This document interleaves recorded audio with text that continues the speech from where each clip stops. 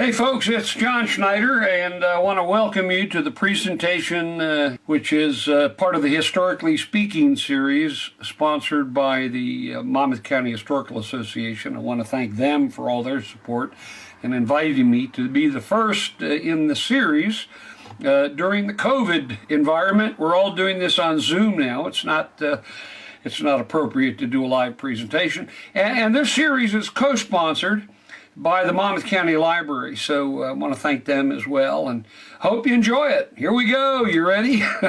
So anyway, I'm really happy to be part of this book that was produced and published by the Monmouth County Clerk's Office. It was kind of surprising to me that I made it into it, really, because some very prestigious people, some of them are actually part of the Monmouth County Historical Association, and some are part of the Monmouth County Historical Commission, and they've written books, a huge list of books and stuff like that. So I was very surprised.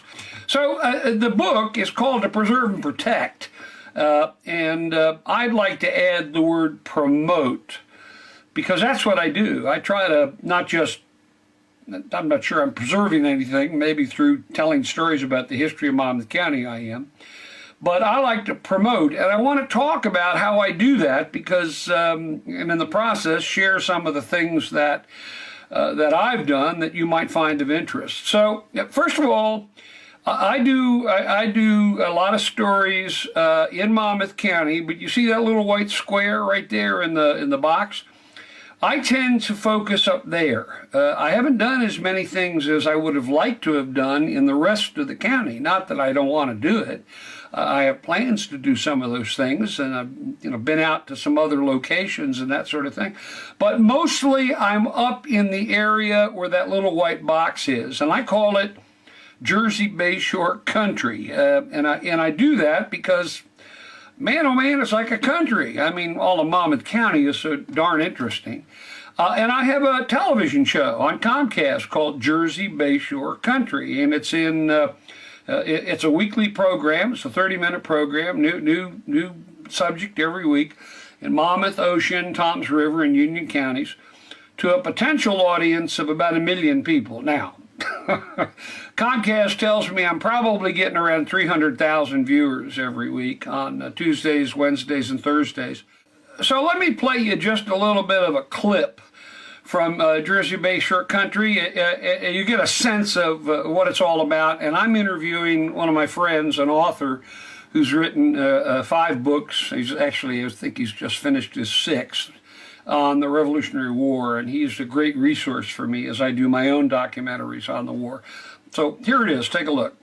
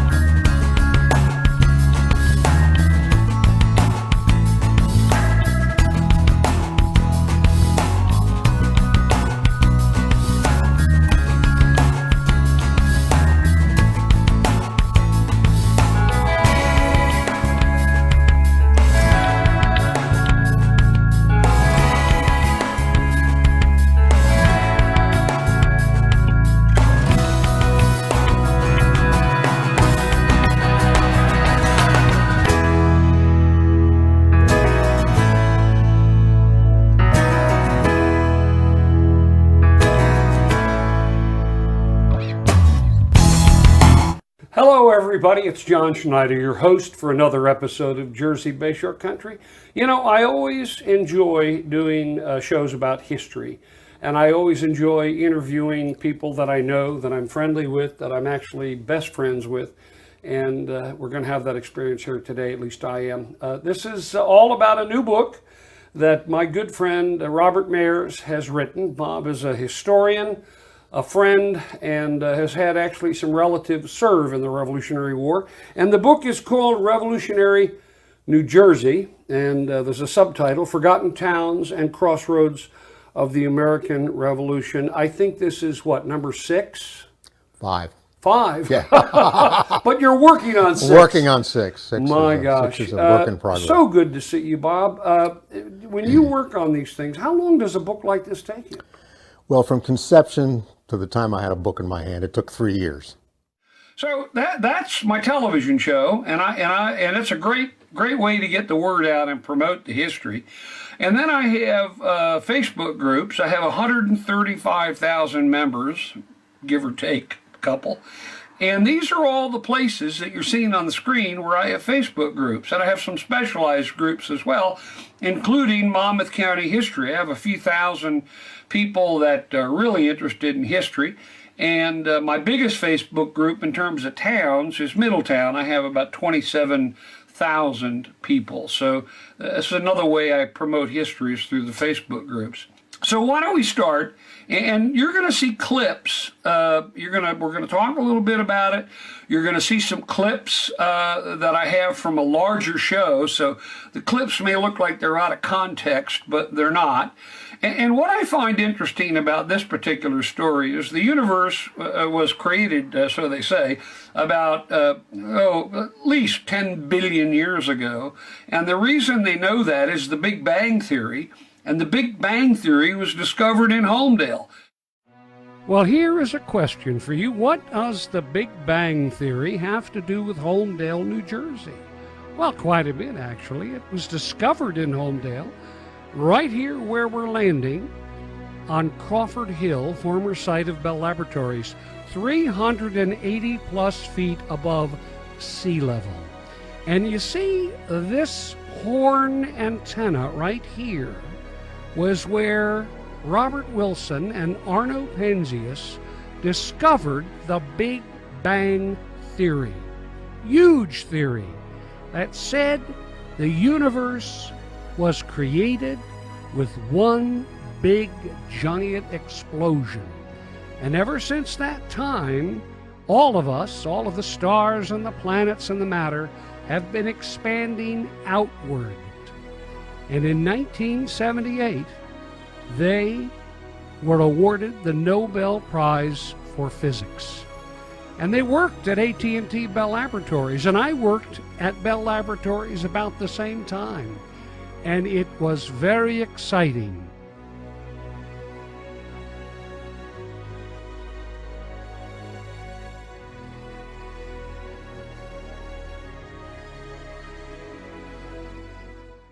I just think that's, and you know, the weird thing about it, as important as that piece of history is to the world, not just to Monmouth County, to the world, hardly anybody knows about it. And even more importantly, hardly anybody's been up there. It's kind of hard to find. It's not like there are big billboards saying, go this way to see the National Historic Landmark, which is true of a lot of National Historic Landmarks. Our next topic is Raritan River Valley. Now, what you're looking at is a woolly mammoth, and there were lots of woolly mammoths all over Monmouth County. But you know where they like to go? They like to go into the Raritan River Valley, and you're probably thinking to yourself, where in the world is the Raritan River Valley? Well, the Raritan River Valley was where Raritan Bay is located right now. That used to be a river valley, and these guys, along with some dinosaurs and stuff like that before them, and the Lenape Indians, used to hang out in this beautiful river valley. Let's take a look at that right now.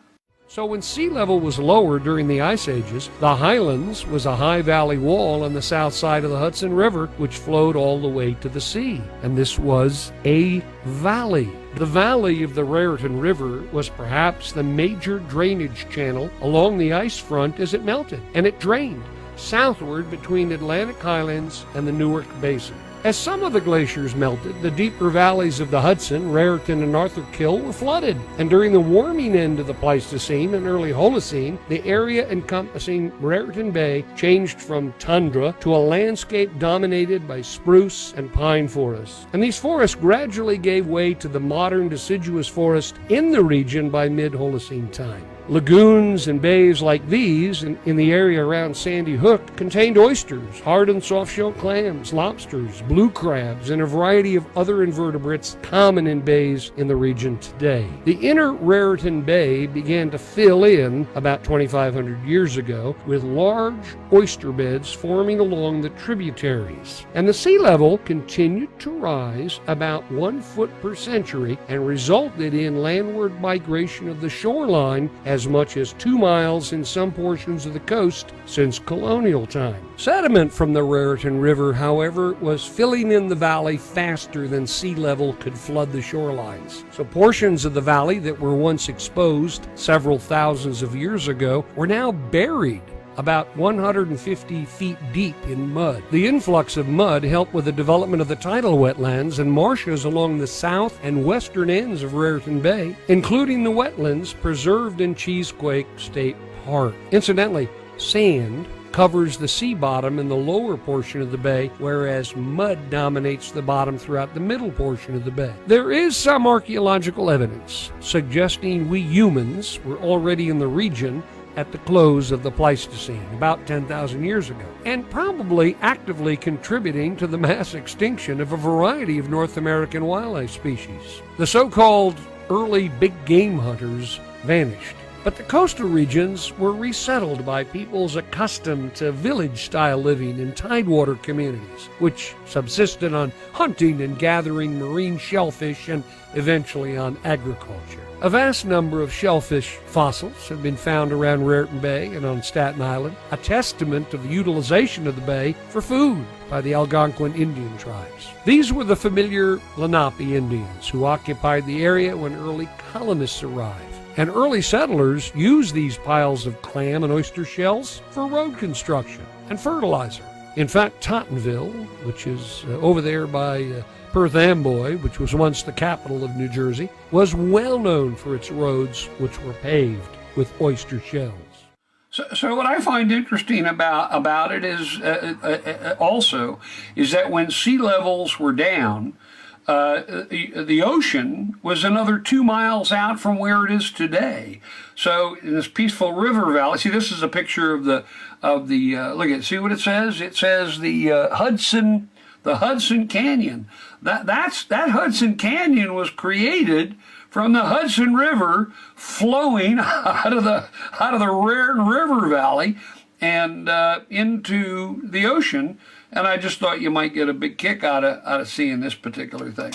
Okay, our next interesting, lesser-known factoid is our changing landscape. And our changing landscape is, you look at old maps and stuff like, especially Sandy Hook in this area. It's very, very interesting. So let's get into it. So here's an old map. Check it out. I'm going to give you time to study it. You see Sandy Hook? Sandy Hook, where's the Shrewsbury River, you're asking? Well, you see the Shrewsbury River's down there in the lower part. It flows right out to the ocean. Yeah, and Sandy Hook has a land bridge going out to it, and I think this was 1778. So when you think about the British evacuating to Sandy Hook to go to New York toward the end of the war, well, this may have been the way, because while the sands of Sandy Hook were shifting a lot, there was a land bridge. Let's take a look at the next map. Here's another one from 1784. This was right after the Revolutionary War.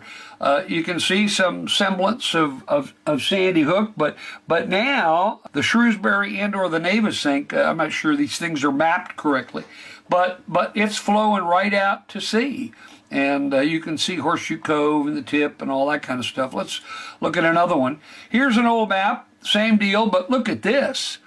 The Navesink and the Navesink River, it's pronounced Navesink according to the old locals who've been living there for all their lives, and the Shrewsbury flow out to sea. And we're going to talk about how that influenced history. And look, now there's a break in Sandy Hook, and Sandy Hook is an island. So let's look at what has happened over time. Now take a look at this. Can you see? how the Shrewsbury and the Navesink flow together and go right out to sea. This is a little like that first map we were looking at, where there was a land bridge going over to Sandy Hook back in the day. And the pictures on the left and right are what it looks like today, obviously. Okay, next. All right, now there are two breaks going out to sea, and from 1778 to 1807. And what's significant about this has to do with Joshua Huddy. Joshua Huddy, this is a couple of monuments, and it always amazes me how many monuments there are to Joshua Huddy. And when you ask people generally if they know Joshua Huddy, they say, yeah, Joshua, the Huddy Park and all. Well, a lot of people don't know his story. I've told his story a bunch of times and I've interviewed some of your members. But this is Huddy's Leap, and this is in Rumson. This is in a park in Rumson. This is Black Point. This is an old map of Black Point. When Joshua Huddy was captured by Colonel Ty, if you know that story, and Huddy was taken all the way up to Black Point, and you see that channel going right out to the ocean? Well, there was a ship waiting there for Huddy to take him away. So they didn't have to go to Sandy Hook or any of that stuff. They'd go right out through that opening into the sea. So from 1810 to 1830, nothing. No breaks at all. It looks a lot like it does today, right? 1830 to 1832, look, there's a break going out to the sea again. Now, look, 1837 to 1848, Plum Island is suddenly there. Not some other weird island has been formed, which is long gone. And there you go. Look at that. Two outlets once again. And then we're almost done. 1848, yep, Plum Island is there. Let's see what else we got here. Another inlet, back and forth we go. 1900, it's all closed up like it is today. There's Plum Island. So that is our changing landscape. And I find it fascinating. And Sandy Hook is changing like every year because of sand and littoral drift. So here's the deal. Right now I want to show you something that you probably didn't know.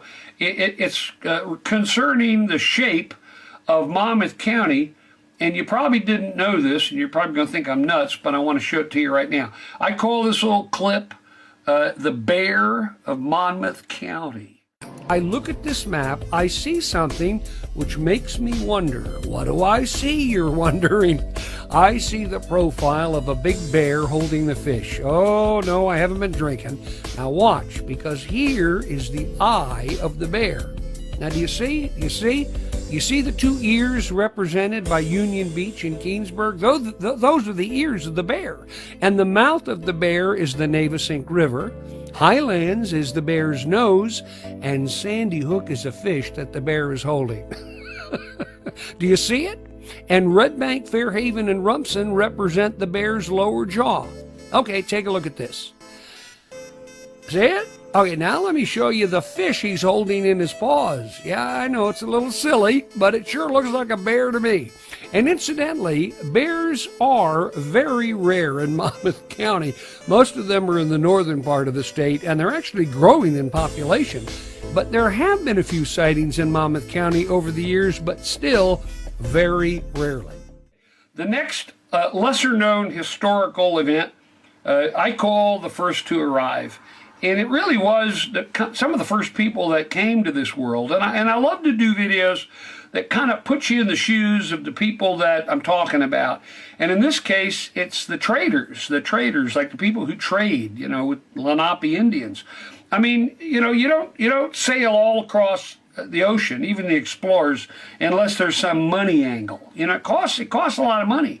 So once the explorers found the New World and said, oh my gosh, there's all kinds of cool stuff, and we can make a lot of money, the traders, people like Adrian Block, a Dutch guy, go figure, the Dutch were great traders, came over in his boat, and I thought, wouldn't it be interesting to sort of give a sense of what was that like, that experience, to come over for the first time and start trading. So here's a little clip.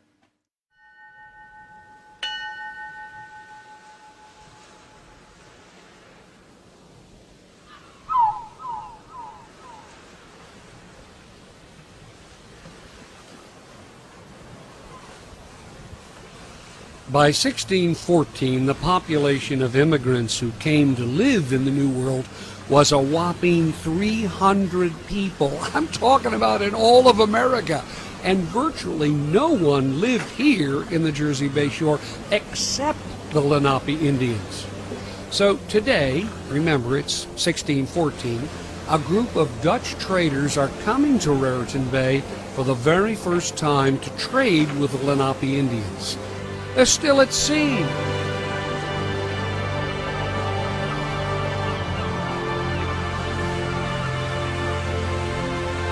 Waiting for some sign that the new world is just ahead. A bird, a seagull, another ship, perhaps.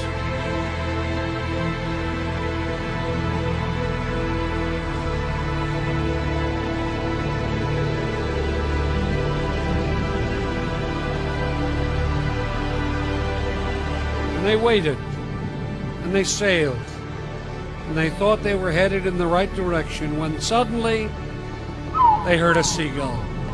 And they knew that in just a matter of hours or minutes, they would see the new world, new possibilities for trade. They might all be rich as a result. And then, there it was. They sounded the ship's bell.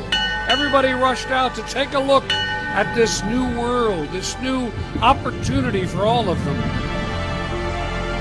They saw Sandy Hook. They saw the white sandy beaches. They saw the birds flying. Saw the blue sky and the white fluffy clouds, and they said, my gosh, we've made it. Made it to the new world. It must have been an exciting time, sailing past the tip of Sandy Hook into Raritan Bay for the first time. Hills on the right, Staten Island. Hills on the left, the Highlands. And then they would drop anchor. And they would explore this new world for the first time.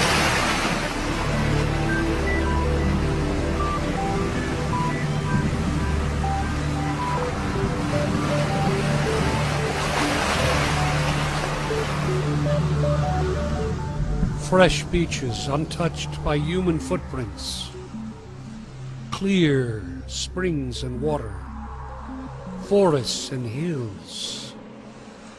They got out of their boat and they explored, of course. What a world this was. What a place. All right, we're moving along at a fast clip here. I hope you're enjoying it. The next little lesser-known historical thing I want to talk about is called Gone But Not Forgotten. And I love cemeteries. I commune with the spirits from the past. I really do. I honor them in all the videos and all the stories and all the books that I write. I really think it's important to honor the people that made this country great. They had a lot of courage and fortitude. But do you know where some of the oldest cemeteries in our area are, like cemeteries that go back to the 1600s? Well, for a long time, they were just, people were buried in the backyard or in the church. And, it's hard to find those cemeteries. But I want to show you this one because I think it's pretty old and a few more too. And this is Gone But Not Forgotten. And one of the oldest recorded family burying grounds in Middletown is located almost directly behind the Middletown Town Hall and the police department. It's the Throckmorton Lippett Taylor Burying Ground, established in about 1684, which makes it the oldest cemetery in the area and one that many people don't even know about. In fact, the entire area surrounding the Middletown Town Hall contains some of the oldest cemeteries and churches in the country. And the people interred in these cemeteries were some of the earliest settlers of the area. They were merchants, cabinet makers, carpenters, judges, farmers, and adventurers, all in search of religious freedom and economic opportunity for their families and themselves. Many of the early burying grounds were simply on the properties of the families, while some were connected to churches. When you leave the Throckmorton Lip at Taylor Cemetery and turn right on Kings Highway, you'll find the Daniel Hendrickson Family Cemetery on the left.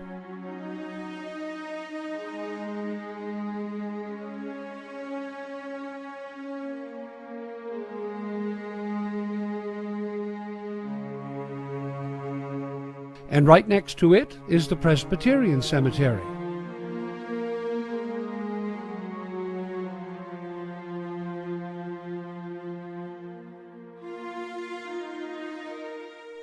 And down just a little bit further, but across the street, is the Hartshorn Family Cemetery.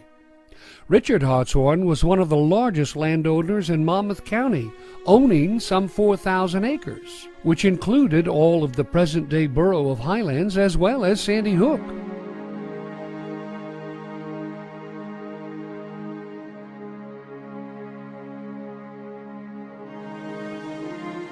If you keep going down Kings Highway, you'll come to the oldest Baptist church in New Jersey. In fact, the building served as Middletown's first town meeting hall. The current building was constructed in 1832 on the old 1720 foundation.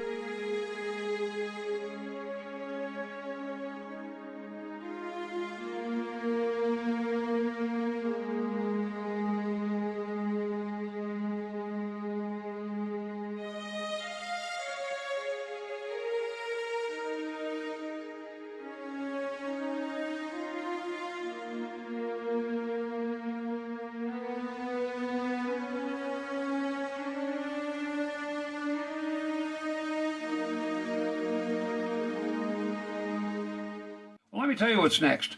It's a body of work that inspired me, and the work was by a photographer, Thomas Smedley, who was a photographer taking pictures at Fort Hancock in the early part of the century, you know, like 1910 to 1915, somewhere in that area.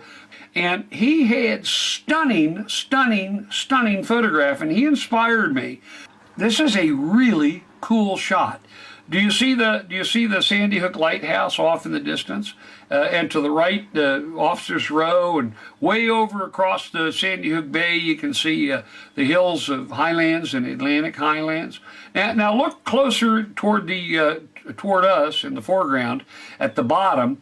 Do you see that brick wall with the square holes in it going over to another big brick block with a water tower on it?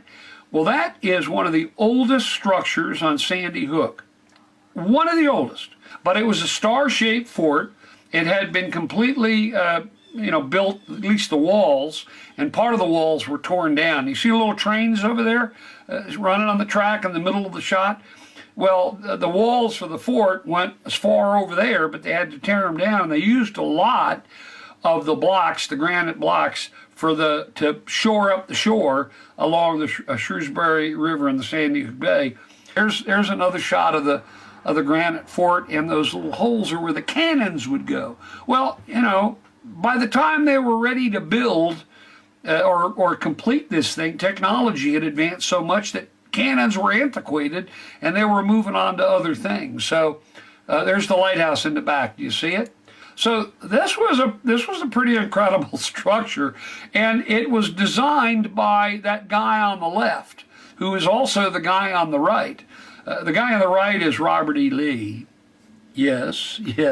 And the guy on the left is Robert E. Lee when he was a colonel, young guy, and he designed the fort as an engineer.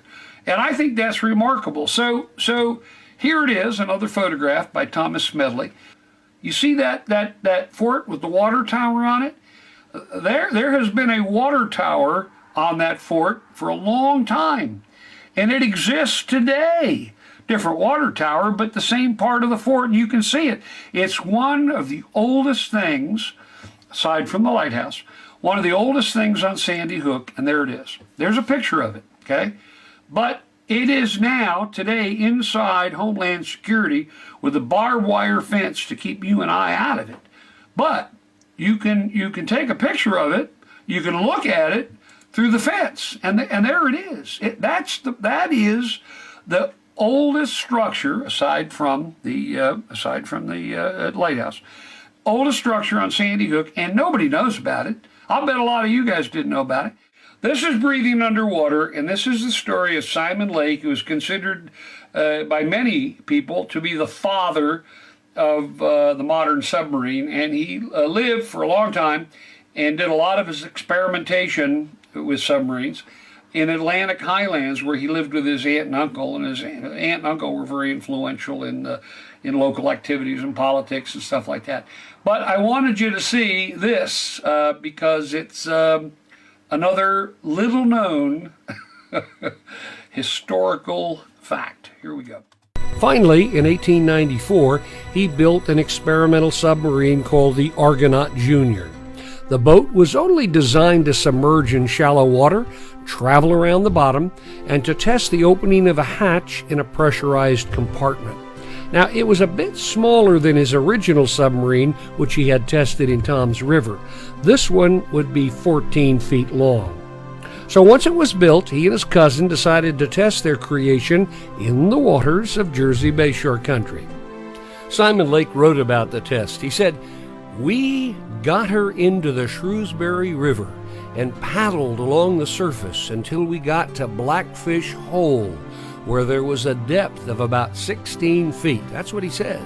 Now, Blackfish Hole was located in the Navesink estuary near the Neptune Club, where the estuary flowed into Shrewsbury River.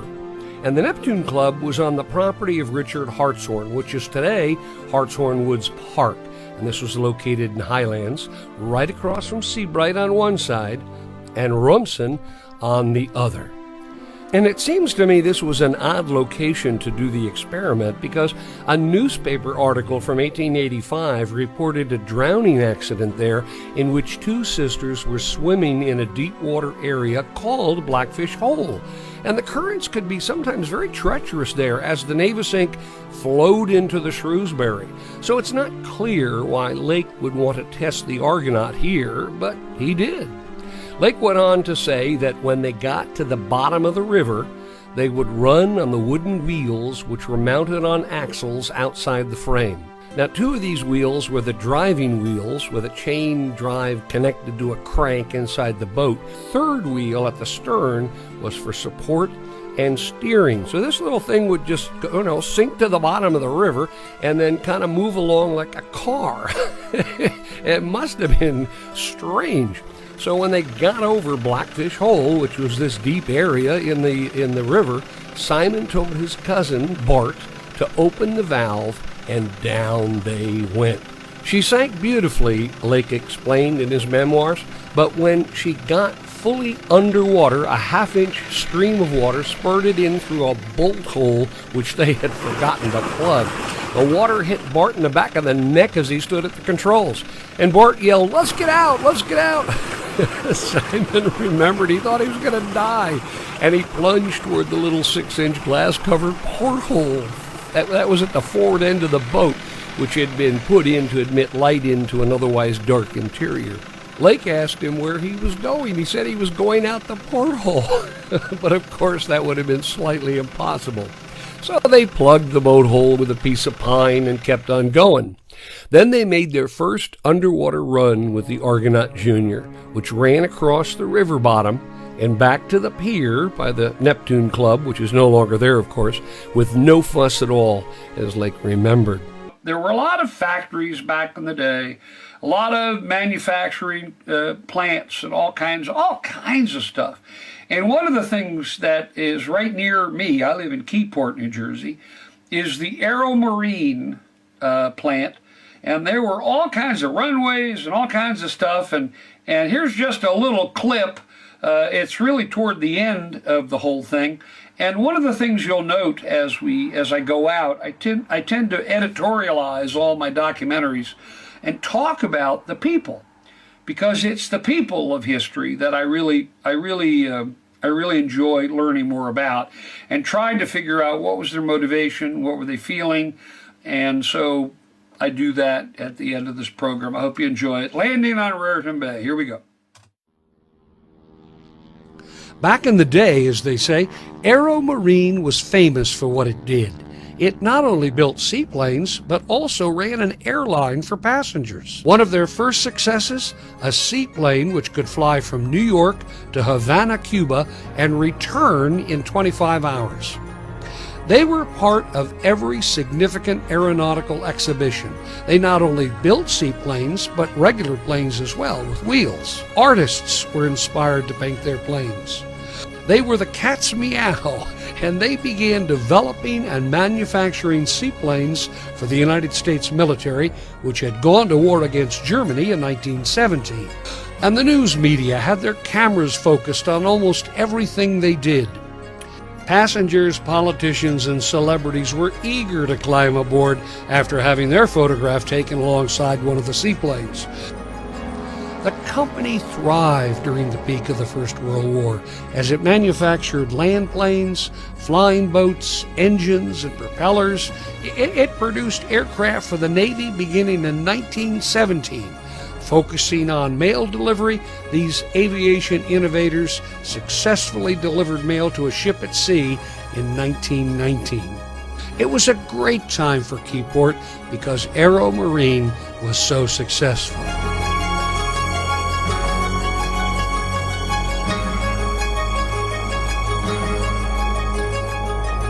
They also operated between Key West and Cuba, New York and Havana, and Cleveland and Detroit.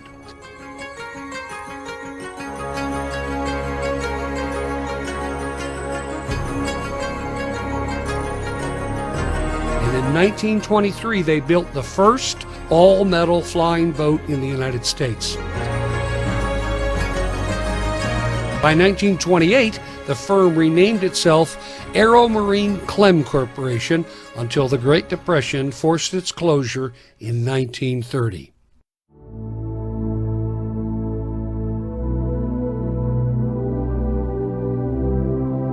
When I walk the landscape of the Jersey Bayshore, I can't help but feel the spirits of that other world so long ago where people could only dream about their future. Little did they know we'd be thinking of them now. This place and these buildings are the tombstones of an ancient technology. Inside, people slightly different than us were frustrated with failure and exhilarated with achievement. They delighted in seeing their company rise up literally into the air. Now, many of them have left us.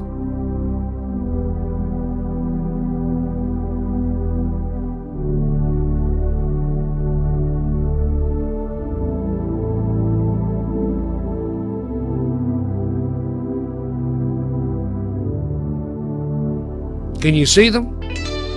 Can you hear their engines overhead? Can you feel their joy and all that they were so happy to achieve so long ago? I hope so.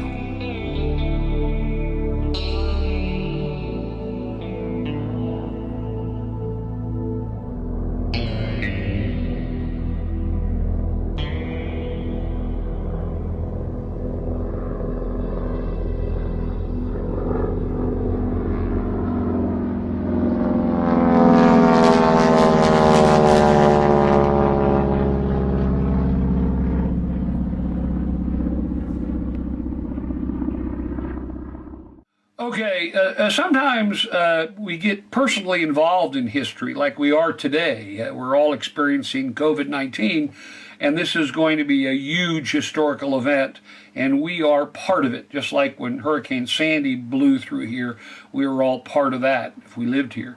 This is called Looking Down from Above, and can you guess what these people are in? Yeah, it's the Hindenburg, and my dad saw it in Highlands when it went from New York and cruised along over the Shrewsbury River and tried to land in Lakehurst. It must have been an amazing sight for people in New York City as they looked up on May 6, 1937, to see the now legendary Hindenburg before it turned south, heading for a landing field which could accommodate it, located in Lakehurst, New Jersey. The captain of the Hindenburg was advised of poor weather conditions, thunderstorms at Lakehurst, where he was going to land. Eventually, the dirigible would depart from New York City to fly across the harbor and eventually over Raritan Bay on its way to New Jersey. So he took his passengers on a tour over the Jersey shore, starting with Highlands.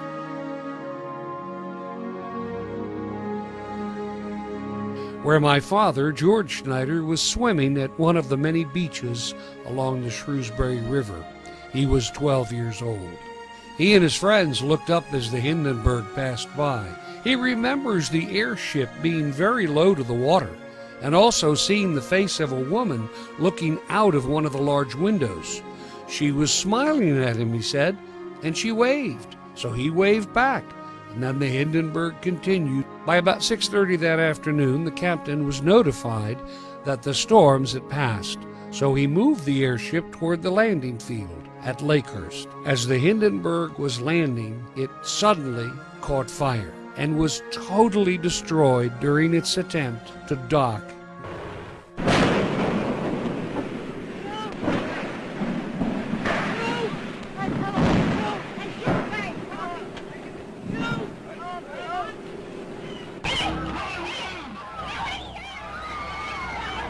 Unfortunately, 36 people were killed, but 62 of the 97 passengers amazingly survived the disaster. This is actually a piece from the Hindenburg. That's true. And you have it. Yes. That's amazing. It's a place to display the artifact of the early years of the Cape Fire Fire Department. Materials and artifacts in here. How did you get a hold of it? How did the museum get a hold of One it? of our firemen, who was Babe Stoltz, was down there the day of the fire. And when I guess they picked up pieces as they could, and he had it in his attic for about 70 years. And when we built the museum, he says, I finally have a place that I can show it.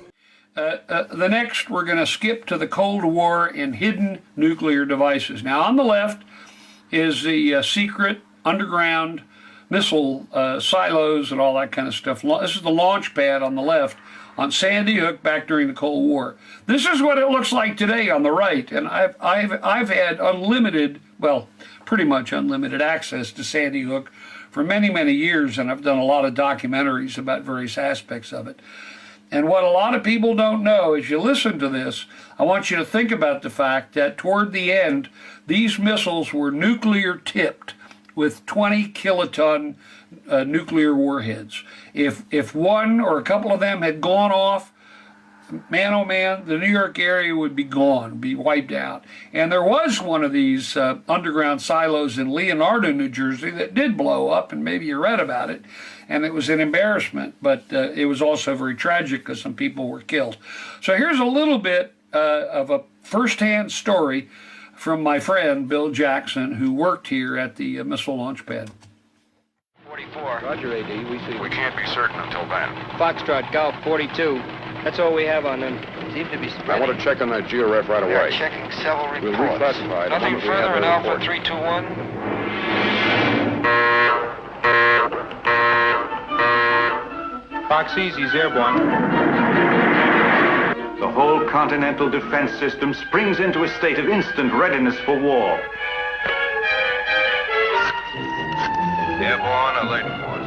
Stand by for proceed to target. We'll refuel at rendezvous, Marianne. What percentage? All Fully stations loaded, combat operation. 5-minute alert. Surface evacuation of dependents. Hostile. Confirmed. Hostile.